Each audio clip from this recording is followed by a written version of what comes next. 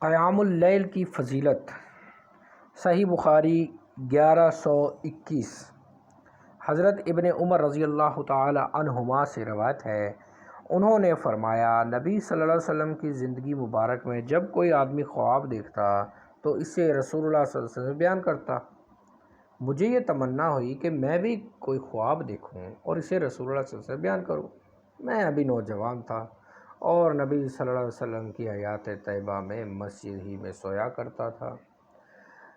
چنانچہ میں نے خواب دیکھا، گویا مجھے دو فرشتوں نے پکڑا اور دوزخ کی جانب لے گئے۔ میں دیکھتا ہوں کہ وہ کنویں کی طرح ہے، اس پر دو چرخیاں لگی ہوئی ہیں اور اس میں کچھ ایسے لوگ بھی ہیں جنہیں میں پہچانتا ہوں، اور یہ منظر دیکھ کر دوزخ سے اللہ کی پناہ مانگنے لگا۔ حضرت عبداللہ رضی اللہ تعالی عنہ فرماتے ہیں کہ ہمیں ایک اور فرشتہ ملا جس نے مجھ سے کہا کہ ڈرو نہیں۔ یہ پچھلی حدیث جو گزر چکی ہے 1121 میں انہوں نے خواب دیکھا اور 1122 میں اس خواب کا سلوشن یہ آیا۔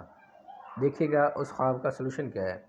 حضرت عبداللہ بن عمر رضی اللہ تعالی عنہما جو کہ بی بی حفصہ کے بھائی ہیں، حضرت حفصہ حضرت عمر کی بیٹی ہیں جو نبی صلی اللہ علیہ وسلم کی زوجہ مطہرہ ہیں اور ام المومنین ہیں، ان سے انہوں نے یہ خواب شیئر کیا اپنی بہن سے۔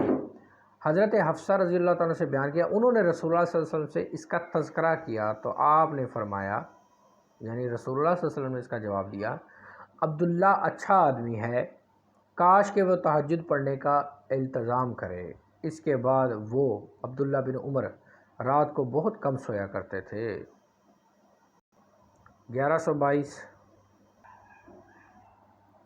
1122 1121 1122 صحیح بخاری۔